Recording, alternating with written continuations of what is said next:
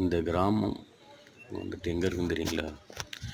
இது வந்து நீலகிரி டிஸ்ட்ரிக்டில் 18 ஓவாலிங்கிறத வெள்ளசாமி மாமரில் இடம். அதில் சாண்டில்ஸ் எஸ்டேட் அப்படின்னு இந்த ஊரில் தான் நாங்கள் 20 வருஷமாக இருந்தோம். இந்த ஊர் எப்படி இருக்குதுன்னு பாருங்கள். இயற்கையின் அழகு, சொர்க்கம். இதில் இருந்துட்டு வாழ்றது கொடுத்து வைக்கல. ஏதோ சந்தர்ப்ப சூழ்நிலை, பொருளாதார சூழ்நிலை, அங்கே இருக்கிற மக்கள் அத்தனை பேரையும் ஏற்றிட்டாங்க. அவங்களாம் வெளியேறக்கூடிய சூழ்நிலை. வெயில் வருது பாருங்க, இயற்கையின் அழகு எப்படி இருக்குன்னு பாருங்க. சொர்க்கம். இந்த மாதிரி இடத்துல நம்ம வாழணும், கொடுத்து வைக்கிறேன், எங்களுக்கு கொடுத்து வைக்கிறேன். அவ்வளோ அழகு, மலையின் அழகு, வரும் மலை எப்படி இருக்குன்னு பாருங்க. இந்த எஸ்டேட்டில் ஒவ்வொரு வீட்லேயும் இந்த வீடு நீங்கள் டவுன்லலாம் எடுத்துக்கிட்டிங்கன்னா குறைஞ்சது 10 ரூபாய்க்கு மேலே வாடகை இருக்கும்.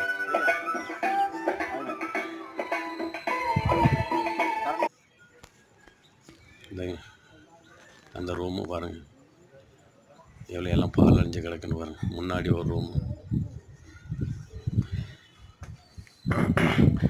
சாமி ரூமு, இது ஹாலு. வரும் ஒரு ரூம் என்ன சைஸ்ன்னு வரும். விறகு போட்டிருந்த இடம், ரூஃபு எல்லாமே மக்கள் இல்லாமல் பால் அடைஞ்சு போச்சு. கிச்சன் இப்படி இருக்குது. வரும் கிச்சன் எவ்வளோ பெருசு இருக்குவாங்க. எல்லாமே இன்றைக்கி எல்லாமே யாருமே இல்லை, எல்லாம் சும்மா கிடக்குது. இதெல்லாம் பேக் சைடு எல்லாம் ஃப்ரீயாக இருக்கும்.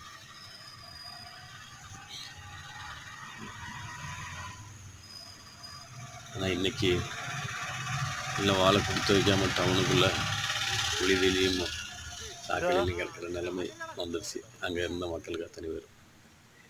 எத்தனை மக்கள் இல்லை, கவர்மெண்ட் சம்பளம்லாம் கம்மி தான். நாங்கள் இருந்த காலத்துலலாம் பார்த்தீங்கன்னா ஒரு நாளைக்கு 50 ரூபா தான் சம்பளம். அந்த சம்பளத்துக்கு மாதத்துக்கு ஒரு டைம் தான் டவுனுக்கு போவாங்க. அவ்வளோ ஜாலியாக இருக்கும். மாதத்துக்கு ஒரு டைம் தான். வேறு இதெல்லாம் பாருங்கள் எவ்வளோ அழகாக இருக்குது. பாருங்கள்,